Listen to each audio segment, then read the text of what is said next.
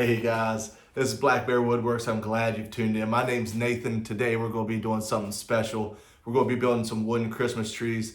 We're going to take a cedar fence picket. You've seen them used for planters and a bunch of other things. Today we're going to use a fence picket to build a wooden Christmas tree. Measures right around 9 inches tall and about 4.5 inches wide.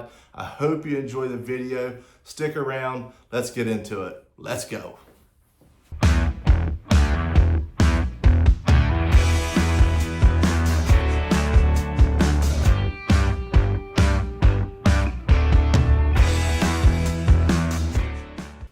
Cedar fence picket, just normal cedar fence picket. What you don't want to do though is you don't want to get ones with a bunch of knots in them. It does make the pieces that you're going to cut down, makes it a little hard to cut, and they can start to bow and or warp. However, this is the best one that we could find, and the ones we've been finding at our local Menards lately haven't been the greatest. So we're going to try this one and make do with what we got. Let's get to cutting on the saw. Let's set our dimensions where we need to set them, and let's get this cut down. Today we're starting by setting our table saw to 1 1/4 inches. This setting allows us to rip our cedar picket into 4 equal pieces by making 3 total cuts. Getting this measurement right is important because it keeps everything consistent as we move into the miter saw cuts later on. With our fence locked in at 1 1/4 inches, we can start ripping the picket, making sure you're wearing proper safety gear. Eye protection and dust mask are a must when working with cedar, or any wood for that matter. I also raised the blade just slightly above the top of the picket, which gives a cleaner cut and keeps things safer. In the last cut, I wondered why I was eating so much dust making that cut, and I realized, forgot to turn a dust collector on. Normally I have it to where it's set to auto and automatically kicks on, but for some reason the switch got flipped. When cutting narrow strips like these, always use a push stick. Your hands get extremely close to the blade otherwise, and it's simply not worth the risk. Now as I cut this strip, these knots I mentioned earlier start to cause issues.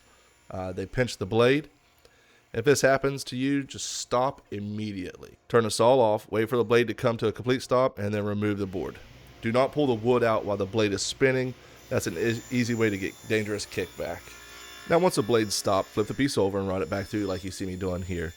After the cut is complete, turn the saw off again before removing your piece. Just make sure you connect back into that line. As long as your table saw fence is set, it should connect right back to where you first started to cut on the opposite side.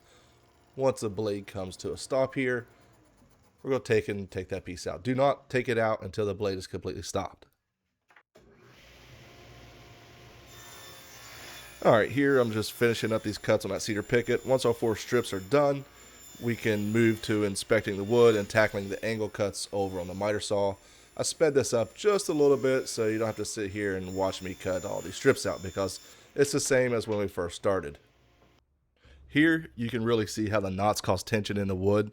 After you cut the board, that tension releases and the strips start to slightly bow. Thankfully the pieces we're using for this project are really small and that bow won't affect them too much. You can also see the cracks that form in the knots. That's why I always recommend picking out boards with as few knots as possible. These sections are usually unusable and they actually just end up as waste.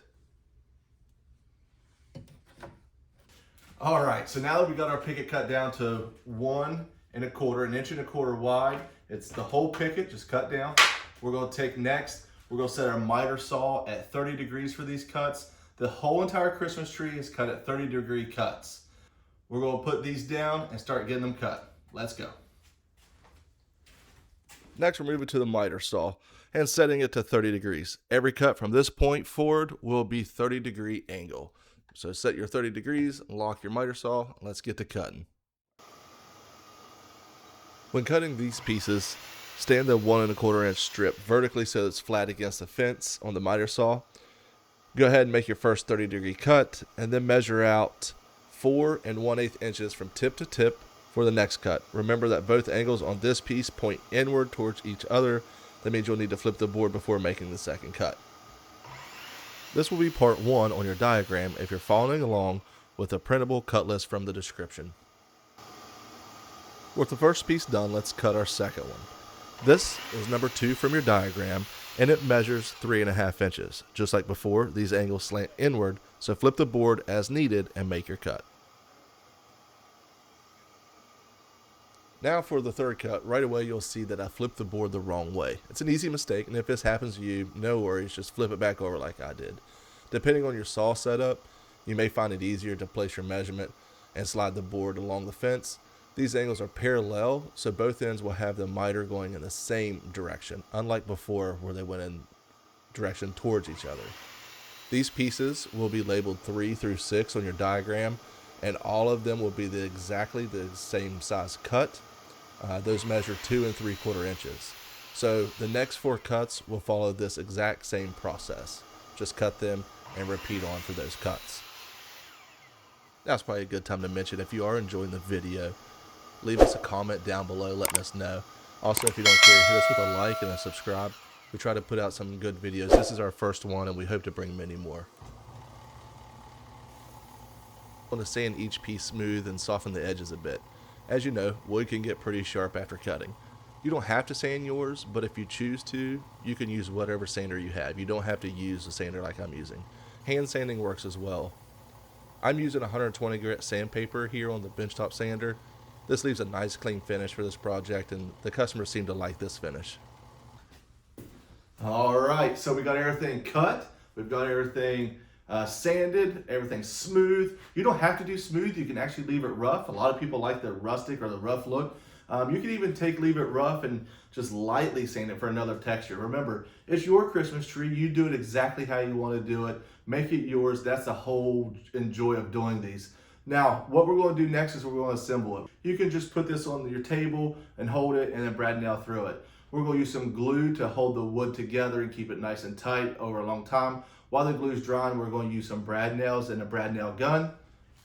I'm going to use this air pneumatic brad nail gun. It does use air and an air compressor. If you don't have that, that's fine. We're going to use some 1-inch brads inside the gun to put everything together and add a slight angle. I'll show you in the next section here of how to do that. Let's get to that now. Here's a jig we made, built entirely from scrap pieces. This is the easiest way to make one of these, is just to make a full tree first, then place it on a piece of plywood and build a jig around it using scrap blocks. We just brad nailed everything down. One tip, don't make it too tight around the pieces. If it fits snug, you'll struggle to remove the tree, and future pieces might not fit if they're slightly thicker. This actually happened to us during this build, and we had to deconstruct the jig and put it back together.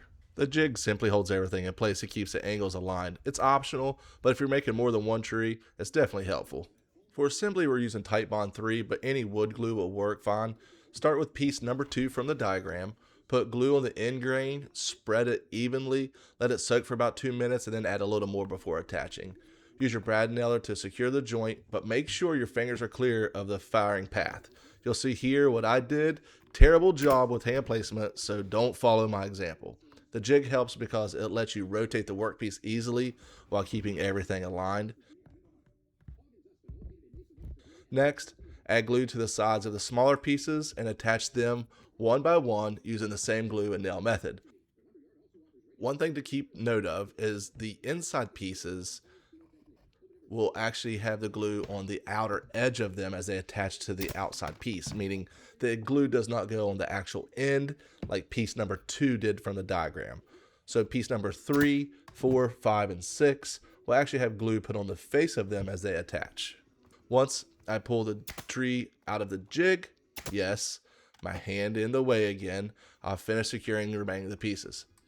You'll notice we didn't cut the bottom piece yet. That's because the final dimension can vary by up to 1/4 of an inch depending on how your tree assembles. So we'll cut that piece afterward for the best fit.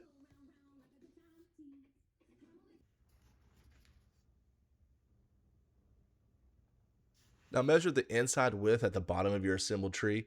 This measurement will be the exact length of the bottom piece. These cuts were still 30 degrees, and just like the first 2 angled cuts, the miters point inward towards each other. Alright, now I'm going to mark this measurement onto the board, or at least I would be showing you how I'm marking it if I wasn't directly in front of the camera with my hand like a human eclipse.